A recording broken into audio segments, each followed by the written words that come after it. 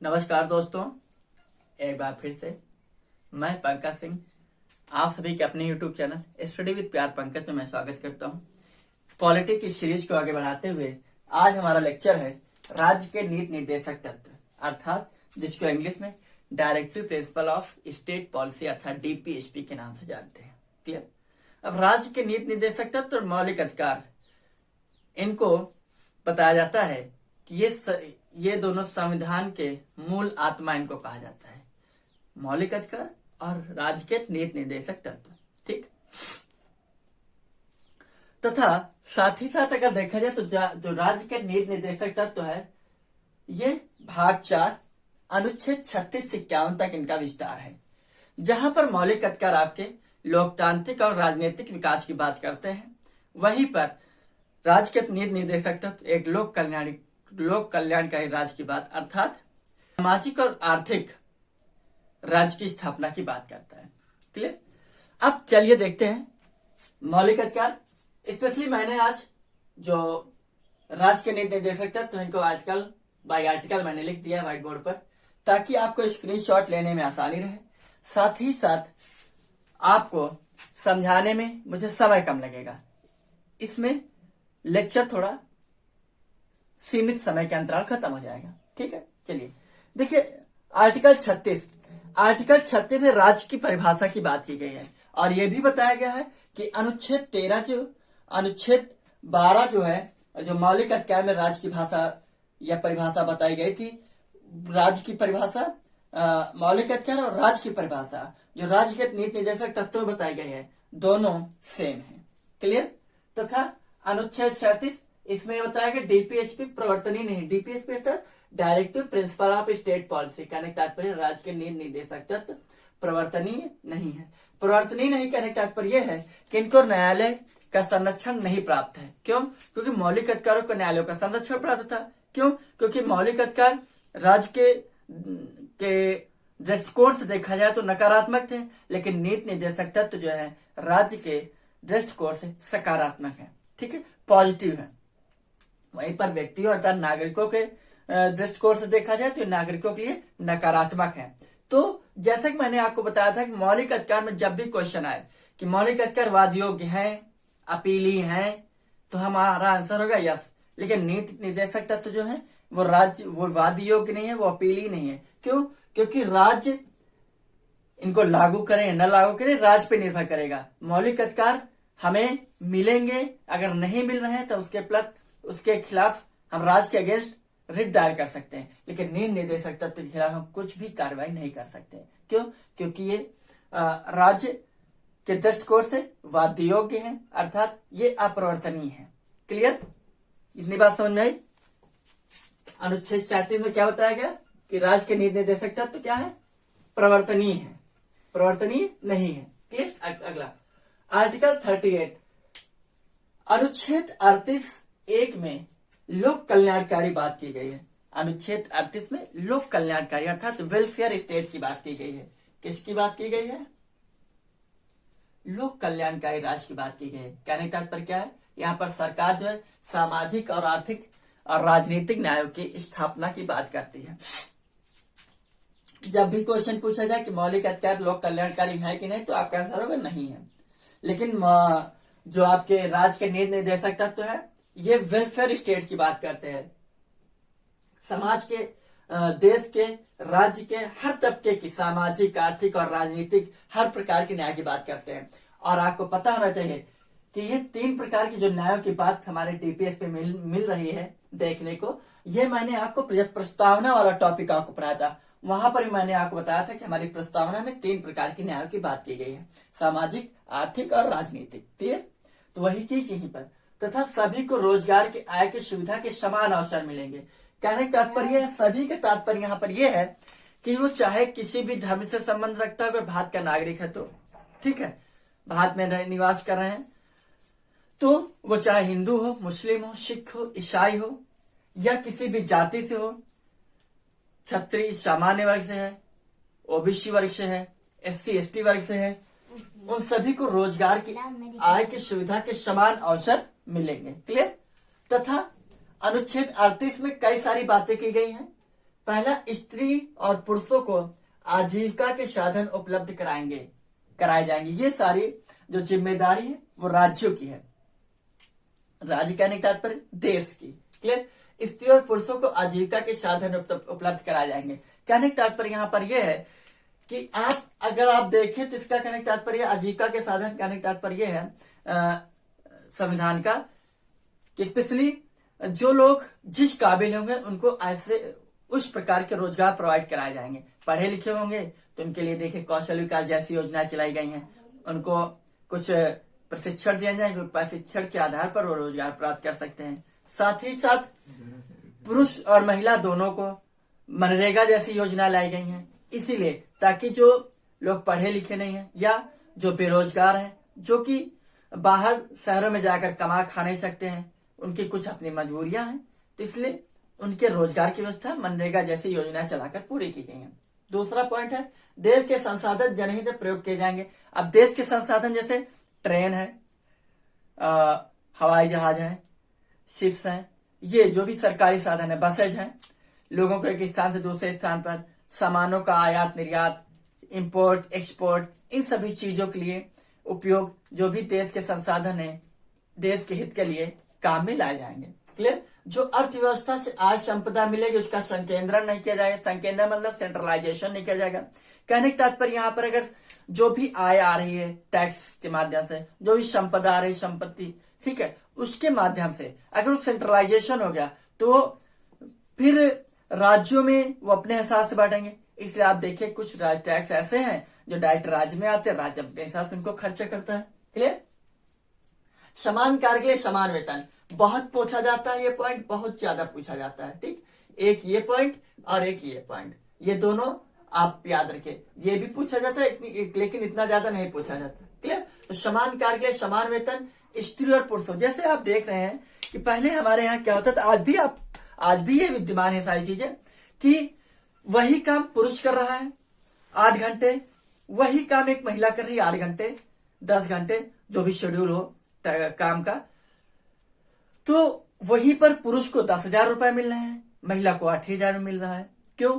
क्योंकि महिलाओं को लगता था कि कुछ न कैसे काम चलता रहा अपने। लेकिन पुरुषवादी भारत जो है एक पितृसत्तात्मक सत्ता वाला देश है। क्लियर? यहाँ पुरुषों को महिलाओं से हर जगह आगे आका गया है, लेकिन आज चीजें बदल रही हैं। पुरुष और महिलाओं के एक दृष्टिकोण से देखा जा रहा है ताकि और पुरुष और महिलाओं को एक नजरिए से सारी चीजें प्रोवाइड की जा रही। और आप देखिए रिजर्वेशन के माध्यम से महिलाओं को आगे लाने का काम सरकारें कर रही हैं, ठीक है, करती आ रही हैं। और आज महिलाएं, लड़कियां अपने अपने क्षेत्र में, अर्थात हर एक क्षेत्र में, चाहे वो कैसा भी क्षेत्र हो, डिफेंस का हो, सेना के क्षेत्र में महिलाएं जा रही हैं। हर एक क्षेत्र में आज आपको महिलाएं, लड़कियां काम करती हुई नजर आ रही हैं। उसका रीजन है प्रोत्साहित किया गया, उनको प्रोत्साहन दिया गया। क्लियर?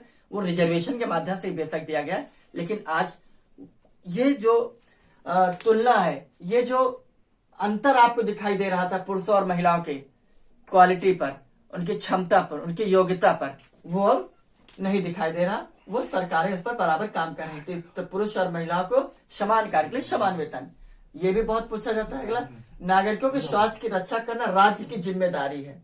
क्लियर? अब नागरिकों की रक्षा करना, जैसे सरकारी हॉस्पिटल्स हैं, वहां पर कई सारे स्कीम्स आते हैं, टीबी की बीमारी के लिए निःशुल्क इलाज और कई सारी बीमारियां। कोविड जैसी महामारी आई तो उसके लिए सरकार ने फ्री में टीकाकरण की व्यवस्था चालू की। तो किसकी जिम्मेदारी थी? सरकार की जिम्मेदारी थी। ठीक, बचपन यौवन को शोषण को बचाएंगे। वही चीज जो मैंने आपको बताया था, बालाश्रम जैसी जो एक बेकार, एक अजीब टाइप की एक प्रथा हमारे यहाँ चल रही थी, छोटे बच्चों को कम पैसे में उनसे काम करवा लेना। तो वो सारी चीजें जिससे उनका बचपन खराब हो जाता था, यौवन खराब हो जाता था, जिस वजह से अब बचपन न खराब हो, उनके आगे की जिंदगी संवर सके, इसलिए अनुच्छेद 38 में इसकी बात की गई है। अनुच्छेद 39A आर्टिकल 39A, ये सब ये 49 कॉन्स्टिट्यूशनल अमेंडमेंट 1976 में जोड़ा गया। ठीक, 42वां संविधान संशोधन 1976 के तहत अनुच्छेद 39A जोड़ा गया, जिससे समान न्याय की बात की गई। समान न्याय कहने का तात्पर्य है चाहे वो किसी भी धर्म का हो, किसी भी जाति का हो, किसी भी वर्ग से संबंध रखता हो, ठीक है, कुलीन वर्ग से है, अंत्यज वर्ग से है, ठीक है, निम्न वर्ग से है, तो इन सब चीजों को मतलब चोरी अगर कुलीन वर्ग के व्यक्ति ने किया, अमीर वर्ग के व्यक्ति ने की है, जो 10 साल की सजा उसको है तो 10 साल की सजा निम्न वर्ग के लिए भी है, समान न्याय, ठीक है। वहीं पर निःशुल्क कानूनी व्यवस्था, कहने का तात्पर्य अगर आप गरीब हैं और आप अपना वकील वगैरह हायर नहीं कर सकते हैं तो ये सरकार की जिम्मेदारी, सरकार आपको वकील प्रोवाइड कराती, उपलब्ध कराती है, ठीक है। तो निःशुल्क कानूनी व्यवस्था ये भी बहुत पूछा जाता है, याद रखिएगा। अनुच्छेद 39A में किस संविधान संशोधन के तहत जोड़ा गया? 42वां संविधान संशोधन 1976 के तहत। क्लियर। आर्टिकल 40, अनुच्छेद 40, ग्राम पंचायतों का गठन, मोस्ट इंपॉर्टेंट फैक्ट, ठीक है, ग्राम पंचायतों का गठन तथा सशक्तिकरण। तो ग्राम पंचायतों की बात बहुत पूछी जाती है, तो 2-3 पॉइंट आप यहाँ पर जान लीजिए ग्राम पंचायतों के, कि स्पेशली ग्राम पंचायतों की बात जब हमारे अनुच्छेद 40 में ये क्वेश्चन पूछा जाता है कि 73वां संविधान संशोधन अनुसूची 73वां संविधान संशोधन 1992 में अनुसूची 11 जो ग्राम पंचायतें जोड़ी गई हैं, तो क्वेश्चन ये बनता है कि क्या ग्राम पंचायतें जब हमारे मूल अनुसूची में नहीं थी, मूल संविधान में थी लेकिन अनुसूची में नहीं थी, तो जिस अनुसूची 11 में जब जोड़ी गई तो क्या उसके पहले संविधान में कहीं ग्राम पंचायतों की बात की गई थी? जी हाँ, वो बात कहाँ की गई थी? अनुच्छेद 40 में डीपीएसपी के तहत हमारे संविधान में ग्राम पंचायतों के गठन को लेकर बात की गई थी, उनके सशक्तिकरण को लेकर बात की गई थी। और ये क्वेश्चन बहुत पूछा जाता है, कई बार पूछा गया कि ग्राम पंचायतों की बात किस अनुच्छेद में की गई? तो अनुच्छेद 40 में। क्लियर। एक बार इसका आप स्क्रीनशॉट ले लीजिए या नोट डाउन कर लीजिए। है हमारा अनुच्छेद अर्थात आर्टिकल 41। आर्टिकल 41 के तहत यह बताया गया कि सरकार कुछ दशाओं में रोजगार की व्यवस्था करेगी, ठीक, जैसे जब बेरोजगारी अपने चरम पर हो, जैसे वर्तमान हमारे देश में बेरोजगारी बहुत ही चरम पर चल रही है, तो सरकार व्यवस्था करे। कहने का तात्पर्य यह है कि सरकार मनरेगा जैसी योजना लाएगी। जो पढ़े लिखे नहीं है, पढ़े लिखे हैं उनके लिए सरकार कौशल प्रशिक्षण जैसी योजना लाएगी, ठीक है, और उसके तहत लोगों को प्रशिक्षण दिया जाएगा और उन्हें उस प्रशिक्षण के माध्यम से उन्हें रोजगार मुहैया कराया जाएगा तथा वृद्धावस्था को पेंशन वगैरह व्यवस्था की जाएगी वृद्धावस्था वाले लोगों को जो काम काज के नहीं है। दिव्यांगता के जो भी लोग हैं उनको भी पेंशन दी जाएगी, या वो जिस काबिल है उनको उस हिसाब का उनको काम दे दिया जाएगा। बेरोजगारी, अब तो बेरोजगारी भत्ता भी आ चुका है। तो अनुच्छेद 41 के तहत ये बताया कि सरकार कुछ दशाओं में रोजगार की व्यवस्था कराएगी, जैसे बेरोजगारी में, वृद्धावस्था में और दिव्यांगता में। दिव्यांगता मतलब हैंडीकैप कैटेगरी जितने भी कैंडिडेट होते हैं। अगला आर्टिकल 42, कार्य न्याय संगत होना चाहिए तथा साथ ही साथ मानवोचित दशा से परिपूर्ण होना चाहिए। अनुच्छेद 42 में ये कहा गया है कि सरकार जो है वो जो भी कार्य करने के लिए हमें देगी वो न्याय संगत होना चाहिए। कैसा होना चाहिए? न्याय संगत होना चाहिए। न्याय संगत के तात्पर्य यह है कोई गलत काम ना हो, गलत काम के अलावा कोई ऐसा काम ना हो कि सरकार मुझसे काम करा ले और उसका मुआवजा भी मुझे न दे, या गलत कोई काम ना हो, ठीक है। तो ये बात कही गई है। तथा प्रसूति सहायता, ये बहुत पूछा जाता है।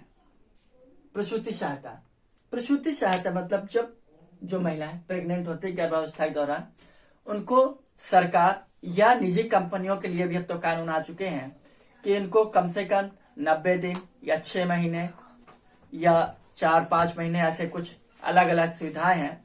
तो उस आधार पर उनको छुट्टी भी रहती है, प्लस छुट्टी के साथ साथ पूरा वेतन भी उनको दिया जाता है, ताकि वो अपने बच्चे का पूरा ख्याल रख सके और आर्थिक रूप से कमजोर ना हो सके, जिसकी वजह से उन्हें उनके आने वाले बच्चे को किसी प्रकार कोई नुकसान उठाना पड़े, ठीक है। तो वेतन के साथ ये फुल लीव चलता है, ठीक है। अगला 43 में बताया गया है निर्वाह मजदूरी। निर्वाह मजदूरी कहने का तात्पर्य है कि ये जो काम की बात की गई है, काम तो दिए जाएंगे लेकिन इस काम में इतना वेतन होना चाहिए जिससे उनकी निर्वाह मजदूरी चल सके। निर्वाह मजदूरी मतलब जीवन यापन, 2 वक्त की रोटी कपड़ा और मकान, कहने का तात्पर्य यह है कि इतना उन्हें सरकार की तरफ से दिया जाए ताकि मकान वो इनको सर ढकने के लिए छत होनी चाहिए, 2 वक्त यानी पेट भरने के लिए 2 वक्त की रोटी आ जाए और तन को ढकने के लिए कपड़ा आ जाए, इतना निर्वाह मजदूरी होनी चाहिए। क्लियर।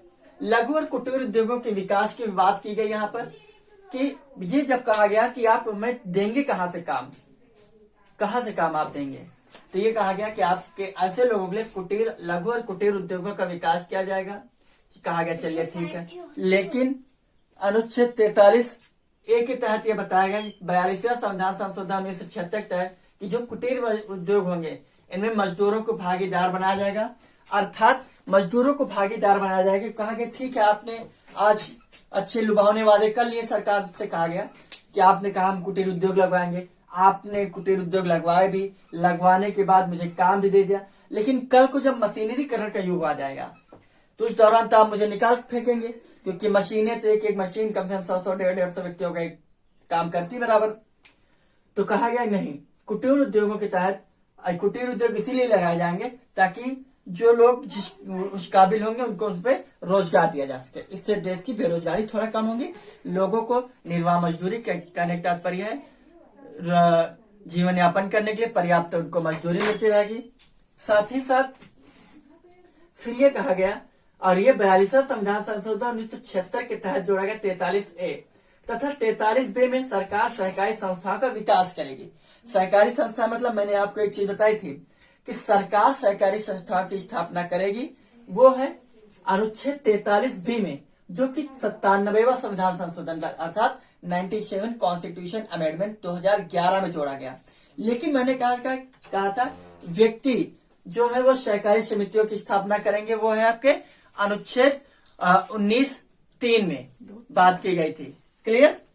तथा अनुच्छेद 44 समान नागरिक संहिता, जिसको यूसीसी बोलते हैं, यूनिफॉर्म सिविल कोड, कहने का तात्पर्य है देश के जितने भी नागरिक हैं उन सभी के साथ समान प्रकार से व्यवहार किया जाएगा। और यूसीसी कोड अभी हाल ही में देखा था, काफी सुर्खियों में रहा है, और हमारे देश में सिर्फ एक ही राज्य अभी लागू है, वो है गोवा में। क्लियर। आर्टिकल 45 अनुच्छेद 45 में बताया गया है कि 6 वर्ष से कम आयु के बच्चों को उनके पालन पोषण तथा उनके शिक्षा दीक्षा का अधिकार राज्य सरकारों को होगा। किसका होगा? राज्य सरकारों को होगा। ये अनुच्छेद 86वां संविधान संशोधन 2002 के तहत परिवर्तन किया गया। इसके पहले जिसमें था कि 6 से 14 वर्ष की उम्र के बच्चों को निःशुल्क शिक्षा का अधिकार था, अनुच्छेद 45 में था। लेकिन 86वां संविधान संशोधन के तहत 3 संशोधन किए गए, जैसा कि मैंने आपको मौलिक अधिकारों के तहत बताया था कि 86वां संविधान संशोधन 2002 के तहत शिक्षा के अधिकार को मौलिक अधिकार बनाया गया, अनुच्छेद 21 का में रखा गया। अनुच्छेद 45 में जो 6 से 14 वर्ष की उम्र के बच्चों को निःशुल्क शिक्षा का अधिकार था, उसको समाप्त कर वो जो मौलिक अधिकार बन गया, और वहां पर उसको समाप्त न कर वहां पर 6 वर्ष से कम उम्र के बच्चों को उनके शिक्षा दीक्षा उनके पालन पोषण की व्यवस्था सरकार को दी गई। तथा इसी के तहत एक और संशोधन किया गया कि जो हमारे मौलिक कर्तव्य 10 थे, 11 किए गए, और शिक्षा दीक्षा के तहत बच्चों को जागरूक करना, उनको शिक्षा के प्रति स्कूल के प्रति लगाव तैयार देना, ये सब गार्जियंस की जिम्मेदारी होगी। ये हमारे 11 मौलिक कर्तव्य में जोड़ा गया। तो 86वें संविधान संशोधन के तहत संशोधन किया गया, और उसी में अब अनुच्छेद 45 में ये कहा गया 6 वर्ष से कम उम्र के बच्चे जो होंगे उनकी शिक्षा दीक्षा और पोषण कार्य सरकार की जिम्मेदारी होगी। क्लियर। अनुच्छेद 46 में कहा गया कि SC ST OBC के वर्ग के जितने भी लोग होंगे, सरकार उनके प्रशासन और उनके शिक्षा दीक्षा की जिम्मेदारी उठाएगी। क्लियर। अगला अनुच्छेद 47 पोषण आहार के स्तर को ऊपर उठाना। कहने का तात्पर्य है कि पोषण आहार के जो भी मादक पदार्थ हैं, जैसे दारू शराब ये सब या नशे की जितने भी चीजें, उनके उत्पादन पर बिक्री लगाएगी, बिक्री पर प्रतिबंध लगाया जाएगा, और पोषण आहार के स्तर को ऊपर उठाया जाएगा ताकि लोग स्वस्थ रहें। और जब व्यक्ति स्वस्थ रहेंगे तो उनका काम धाम में कम मन लगेगा, और काम में जब मन लगेगा तो उनका अपना खुद का विकास होगा। जब खुद का विकास होगा तो इसी के आधार पर देश का विकास होगा। लेकिन थोड़े पैसे कमाए और रात को पी ली, ये नशे में मस्त है, तो सारा पैसा नशे में जा रहा है, जिसकी वजह से खुद का नुकसान हो रहा है और एक गलत दिशा की ओर चेस जाता है। ठीक, तो आने वाली पीढ़ियां जो वो भी गलत मार्ग की ओर चली जाएंगी। नेक्स्ट, आर्टिकल 48 अनुच्छेद 48 में कृषि तथा पशुपालन के विकास की बात की गई और इसी में बताया गया जो भी दुधारू पशु हैं उनको वध से निषेध किया गया है। गाय, बछड़ा, भैंस अर्थात जो भी दुधारू पशु हैं उनको वध से निषेध किया गया, अर्थात उनकी हत्या नहीं की जा सकती है। आर्टिकल 48 ए में बताया गया है कि पर्यावरण संरक्षण के साथ साथ प्राकृतिक संसाधन, वन, झील, नदी, इन सब का संरक्षण सरकार करेगी। ठीक, और ये जो 48A जो है ये भी 42वें संविधान संशोधन 1976 के तहत जोड़ा गया। आर्टिकल 49 राष्ट्रीय स्मारकों का संरक्षण। राष्ट्रीय स्मारक का कहने का तात्पर्य है जैसे ताजमहल है। अब आप ये के दिमाग में होगा कि राष्ट्रीय स्मारकों का से सरकार का क्या फायदा है। देश दुनिया के लोग आते हैं घूमने फिरने, टूरिस्ट किसी भी देश के विकास की एक महत्वपूर्ण कड़ी होती है। ठीक है, तो अब टूरिस्ट आते हैं घूमने फिरने आते हैं, तो अगर हमारा जो भी राष्ट्रीय स्मारक होंगे, कहने का तात्पर्य ताजमहल है, कुतुब मीनार है, ठीक है, इस प्रकार के कुछ मंदिर मस्जिद है, कुछ प्रमुख पार्क वगैरह होते हैं, अगर ये गंदे संदे रहेंगे कोई घूमने आएगा नहीं आएगा। आपका घर ही गंदा रहेगा तो आपका अच्छा नहीं लगेगा। तो ऐसे तो कोई दूसरा व्यक्ति आता है, जब भी आप कहीं पर घूमने जाए कोई दूसरा आपके यहाँ घूमने आएगा। तो ये इस सोच से आते हैं कि हम पैसा खर्चा करने जा रहे हैं, आपके पास पैसा ज्यादा होगा तभी आप घूमने फिरने जाएंगे। ठीक है, तो पैसा लोग तभी खर्चा करेंगे जब वैसे उनको सहूलियतें, उनको सुविधा, साफ सुथरा माहौल देंगे। आर्टिकल 50 में के कार्यपालिका के न्यायपालिका से पृथक्करण किया गया है। ठीक, 50-50 याद रखिएगा, 50-50 अर्थात पृथक्करण। क्लियर, कार्यपालिका से न्यायपालिका से। अनुच्छेद 51 अंतरराष्ट्रीय शांति। अंतरराष्ट्रीय शांति का तात्पर्य है कि अगर आप अपने आस पड़ोस के देशों के साथ शांति बनाकर रहेंगे, संधि समझौते अच्छे से चलते रहेंगे, तो आप शांति से जीवन यापन करते रहेंगे। अगर आप अच्छे संबंध नहीं रखेंगे, आप शांति का माहौल नहीं क्रिएट करेंगे, तो आप घर में भी शांति नहीं रहेगी। अगर पड़ोसी शांत अशांत है तो आप उसके खिलाफ कार्रवाई भी कर सकते हैं। तो ये है मौलिक कर्तव्य, राज्य के निर्देशक तत्व, अर्थात जिसको इंग्लिश में directive principle of state policy बोलते हैं। अनुच्छेद 36 से 51 भाग 4 में। और जो नीति निर्देशक तत्व अर्थात हमारे डीपीएचपी है, ये डीपीएचपी हम स्पेसिफिक लाए हैं आयरलैंड से। क्लियर, और आयरलैंड जो है उसने स्पेन से लिए थे। कहां से लिए हैं? स्पेन से। तो अगर पूछा जाए कि राज्य के निर्देशक तत्वों की जननी इनकी उत्पत्ति किस देश से हुई है, तो वो है आपका स्पेन। लेकिन हमने कहां से लिए है? हमने लिया है आयरलैंड से। क्लियर, आगे बात समझ में। और ये अप्रवर्तनीय है अर्थात ये वाद योग्य नहीं है। ठीक, और ये राज्य पर निर्भर करता है कि लागू करेंगे कि नहीं करेंगे। व्यक्ति इसके खिलाफ कोई कार्रवाई नहीं कर सकता है और न्यायोचित नहीं है, अर्थात इनको न्यायालय से संरक्षण नहीं प्राप्त है। आगे बात समझ में। ये है हमारे राज्य के निर्देशक तत्व। तो ये रहा आज का लेक्चर, और आज से भी ज्यादा से ज्यादा इसके लाइक करें, शेयर करें और सब्सक्राइब करें। ठीक है, तो आज के लिए इतना ही। आज सभी का बहुत बहुत धन्यवाद। Thank you. जय हिंद, जय भारत।